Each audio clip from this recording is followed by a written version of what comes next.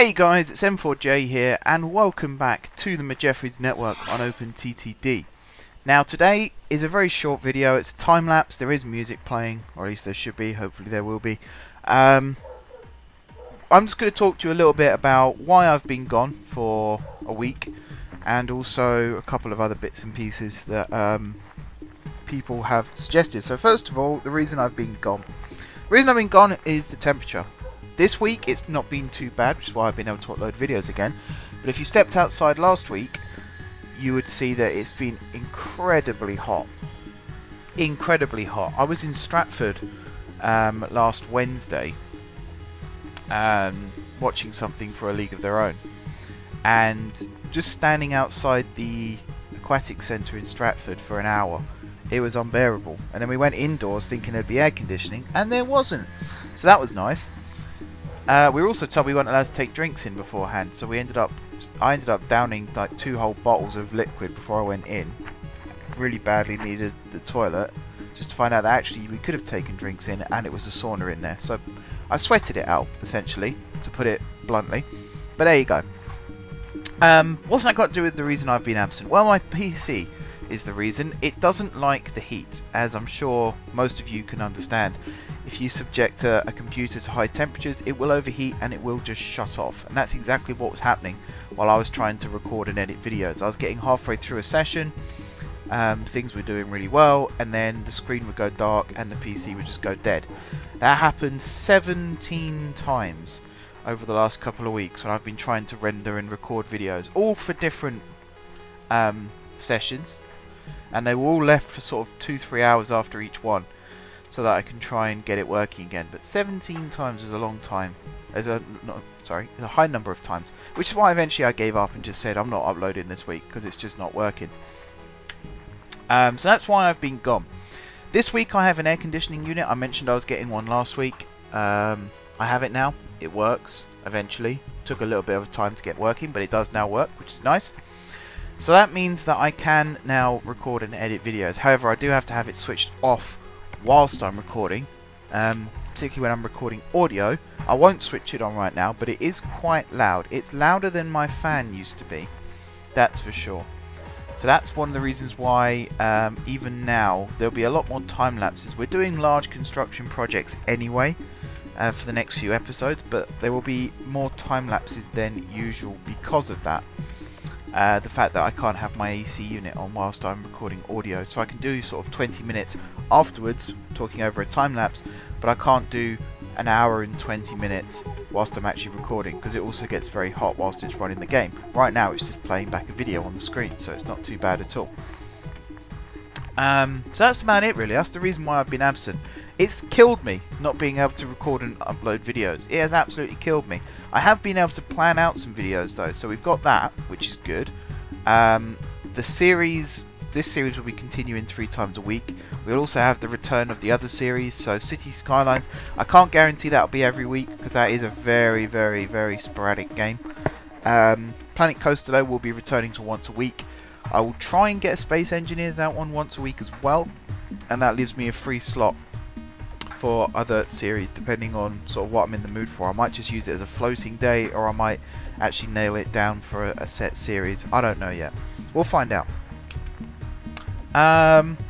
So with that out of the way, let's talk about ideas that people have put forward. I haven't actually looked at the ideas list for quite some time.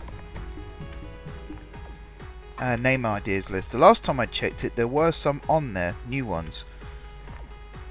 I'm hoping that's the case this time.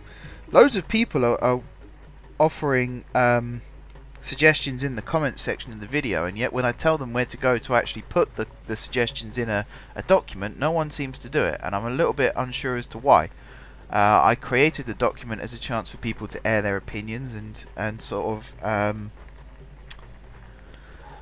get their voice heard, really, because it's one thing to go through comments and read it, but it's another to go through a document that's set up specifically for that purpose and be able to find straight away what people have suggested.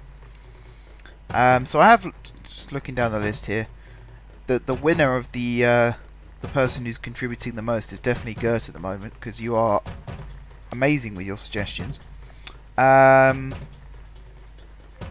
Yeah, town names. I'm looking at town names. We've got things like Hatfield Town, which is a real place. We've also got a suggestion of Gloucester. We've had a recent suggestion of Oxford. I mean, I can put Oxford in. The reason Gloucester was suggested is because it's a throwback to my Cities in Motion 2 series. Someone suggested we call an area Gloucester Gardens. And in fact, who was it that suggested Gloucester? Young Wee. I think they also suggested Gloucester Gardens as the name of the main station in the city, which is where the city suggestion came from. So Oxford, I'm okay doing that. Don't be offended if I don't use it, because I mean, we've got loads of fictitious town names that we could use. I'll try and stay away from the real town names just for now. Just for now. Let the fictional ones go first. So that was town names. Railway suggestions. Yeah, now I just feel like you're copying from real life stations. Oxford General, Oxford Parkway, Oxford Science Park and Oxford Southern. They're all... Oxford General isn't, but the rest of them I think are all real stations, aren't they? So I'm not naming them after real places. That's not the point of this series at all. The point of this series is to use real life influences, but in a way where it's fictional. And again, with bus stations. Although there's loads and loads of bus stop suggestions which I still need to put in. Canal Street is one of them, which is going to be some kind of mass transit stop as well, be it Metro or HLR. Mainfield, Cloppingcast. I mean, a lot of these are good. Silly Walks Plaza, I'm still not... I mean, I might change the spelling of silly so it's like the Isle of Scilly. That would work. But then walks might have to be changed as well. Maybe just Silly Plaza. I don't know. We'll have to see. I'm going to try and interpret some of these as well. Also, just putting Oxford only next to it isn't going to hide the fact that I'm still suspicious that these are real places. And you know where I stand on those now. So that's bus stop names. Airport names. Yeah, Oxford City Airport. Again, pretty sure there is an Oxford Airport. So won't be doing that. No docks suggested, and no regions suggested. Regions is the one where I was a little bit disappointed, because regions is the one where I'm more likely to name it after a person. But don't then assume that it'll be named after yourself, because that's not how this works. If someone names something after themselves, it gets ignored. I don't like that kind of egotism. I mean, yes, I have built a M4J train care facility in the past, but that was a placeholder name while I was waiting for another name to be suggested. And to be honest, it is my series, so if I do want to name something after myself, I should be entitled to. But that's by the by. So yeah, name suggestions, guys, it's what it's there for. I've given you this amazing platform to voice your opinions and suggestions. It would be really, really cool if you actually took advantage of it. So, yeah, that's suggestions. Another suggestion we had from George De Silva was recreating the Stourbridge Shuttle. Now, I know where this idea came from because I watched the same video that you watched, I imagine. All the stations who are currently going around the country trying to visit every single railway station in the country, which they're doing it after beaching, so it's a lot easier. There used to be 6,000 and something stations, now there's 2,763, I want to say, but it could be more or less than that, give or take. I'm sure it's 2,700 and something. But they posted a video 2 weeks ago, I think it might have been, of the Stourbridge Shuttle. For those of you who don't know what that is, there's two stations in Stourbridge, Stourbridge Junction and Stourbridge Town. Stourbridge Town is a teeny tiny little station, barely long enough for a single car. So that is the type of train that they use. I can't remember the class designation exactly. It's like a 321 or 123 or 132, something like that. But it's like a minibus on wheels, but it wasn't built in the same way that a Pacer was built with a bus's body on a railway chassis. It's been designed as a rail vehicle, but it looks like kind of a minibus. If you got like two minibuses, split them in the middle and then put front ends together, that's kind of what it looks like. It's a really cute looking little vehicle, if that makes any sense at all. So I like the suggestion of doing something like Stourbridge Shuttle, but I have said no for the time being because the fact is the game isn't really built for that kind of thing. If I built a station in the middle of the town and then built a connecting station outside, you'll end up with thousands of passengers waiting at both ends for a train that can only carry 60 passengers at a time. The reason they do it in Stourbridge is because passenger numbers are so low. You can't guarantee that with the game. If it was possible, believe me, I would do it.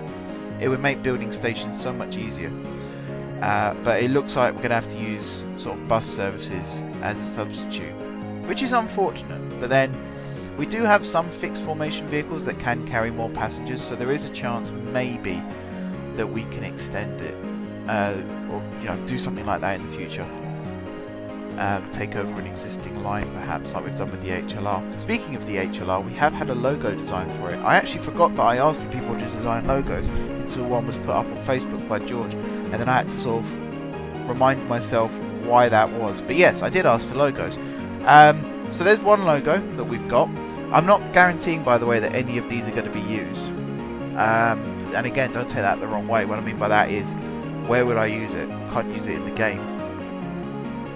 So maybe on official documentation, if Reedy still wants to make maps for me, maybe use it on there. Excuse me. But yeah, logo suggestions or logo designs looks really good. If you do want to create a logo and you want to know where to upload it, don't send it directly to me. Put it on the Facebook group. There should be a link to that in the description. It means everybody can see them as well. It's not just a personal thing. If you don't want anyone else to see them, then message me first, and we'll arrange a way for you to send it through. But again, it's just my way of keeping you guys involved, because I do appreciate the support and the viewership, and there are a lot of people now that have been around for nearly the entirety of the channel's existence. We're coming up to 4 years next month. 22nd of July is the anniversary of this channel. We've seen a lot of changes over the last 12 months, including the name. And kind of the logo, I suppose, although I've only really changed the lettering on it, but that's by the by. So, as usual, I'm looking for ways to get people involved, keep people interested, and it's also a way of sort of reaching out and saying thanks to everyone that's supported the channel all these years. So do use it. If I ask you for name suggestions, add them, use them. I mean, I know that I can be a bit dismissive at times. It's not that I don't think they're good ideas, because I think every idea is a good idea. It can always be manipulated in a way that it becomes the best idea ever, as far as I'm concerned. There's no such thing as a bad idea. It's just there are certain suggestions that I'm not a fan of, like real place names, naming it after yourself, and parody names. They're the kind of things I want this series to be taken seriously, as well as it being a bit of fun. So one of the things there is, keep the names realistic as well. So that's about it really for outside series conversation. Reasons for Absence, Stourbridge Shuttle Club, both of them. This episode is called Great Western Extension, and that's exactly what we've done. We've extended the Great Western Main Line. Now again, I was meant to do it to Woolworth, but I had a look on the map before I started, and I saw that actually the Western Reaches line has a branch that connects at Plindham, I think it was called. So we've built it down as far as there. There's 2 terminating platforms here. There will always be 2 terminating platforms at Plindham. They're both on the local lines. You see I've rejigged the main line slightly so that the local lines are both, or the slow lines I should say, are both on the same side of the fast lines. This is the station at Woolworth, which again has been built to handle, technically it's been built to handle 6 trains at any given time. It probably won't get 6 trains at any given time, but there you go. You never quite know. It's always nice to plan in advance. Actually, that is something else. Someone asked me about, or they said about, why do I put 12 platform stations in from the get-go? And I did respond to it in the comment, but I'll respond to it here as well. It's a very good question, because I always talk about realism, and a lot of these stations in real life even, weren't built with 12 platforms. However, they were built with 12 tracks.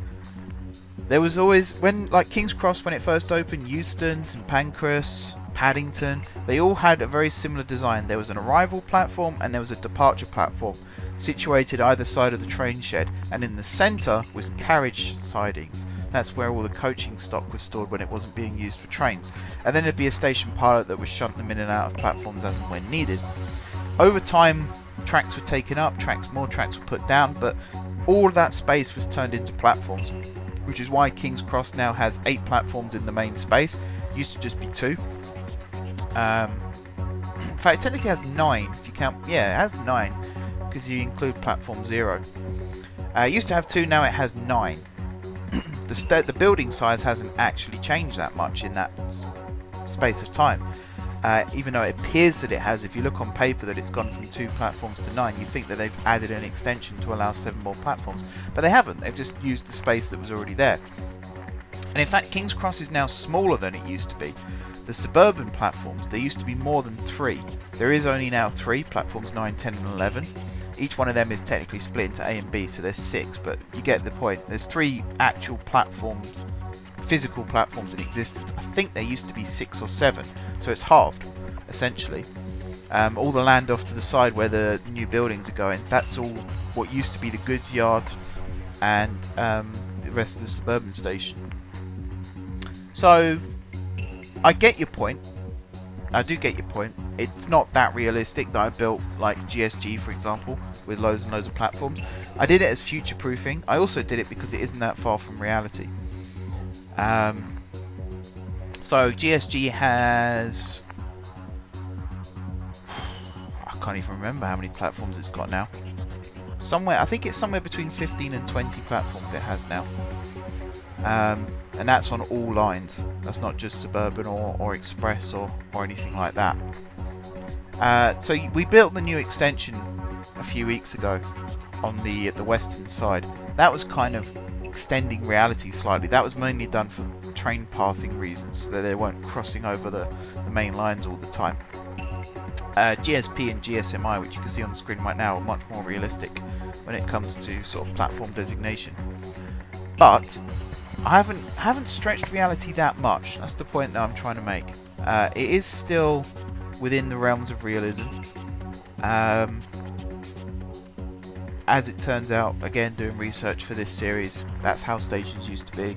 They've had platforms increase, but the station size hasn't actually grown. So yeah, it's not that far out of reality. Not that far out of reality, really. Where was I going with this? Oh yeah, I was going to talk about why we've got these terminating platforms and stuff like that. So, there is one terminus platform now at Great Winfield Airport. You saw me build the connecting line to it a little bit earlier on in the episode. Woolworth isn't going to have any terminating platforms, it's all going to be through. Plindon has the 2 terminating platforms, which you did see just now. You can also see I'm adding an HST to the mix. We're going for our first proper high-speed train. Currently it's running shuttles between GSP and Plindon via Great Winfield and Woolworth. It will get extended. The same service will get extended in the future. I'm also going to start being a bit stricter on train movement. So I've used conditional orders in the past to kind of split the way that trains flow. And the idea, the concept behind it is really, really good, but the timetabling is so messed up because it just doesn't work, and it wasn't designed to work. So I mean, I'm using the word messed up. It just doesn't function the way that I want it to. It's my fault really for being a little too ambitious with what the game can and can't do. So we are going to have to scale that back a little bit. What that does mean is we're going to start setting like permanent services. So we're not going to have a train that runs from one line to another and then occasionally it will run onto a third line. It will always go from point A to point B via point C, D, E, whatever. So the real one that this is going to be affecting is the services through Guard Lake from Flaham Junction down to Fort Flunwood. That's going to be changed. So there'll be trains coming in from the northwest main line. They're going to head off down one direction on that branch, on that mainline branch, and then trains from another direction will be heading down the other branch, and then they will meet at Fort Flunwood, and then from there they'll split off and go their separate ways again. It just makes it easier. It's more realistic as well. You do get these spur lines that do exist. They are there for stock movements and things like that, freight movements. They're not always used. Sometimes they're used by a parliamentary train just to keep the track open, and that is it. So in the case of realism, and also in the case of ease, we're going to be altering that slightly. But that is it for this episode, guys. You're going to watch the image stretch out a little bit more now because I've talked over the length of the video. So we're going to end it up, or wrap it up very quickly now. Thank you very much for watching. Thank you for your patience as well during the last week. I know it's a little bit annoying. Suddenly videos don't get uploaded. I will try and sort of not make up for it. I will upload 3 videos a week in this series, as I was promising in the past, now that we're all back up and running again. So yeah, thank you very much for watching. Don't forget to leave a like if you enjoyed the video, and of course if you're enjoying the series, drop some comments down below with ideas for future episodes, and also go and use the name suggestions. That's what it's there for. If you haven't already subscribed to the channel, be sure to hit the subscribe button. If you have already subscribed to the channel, thank you guys for your continued support, and until next time, I will see you soon.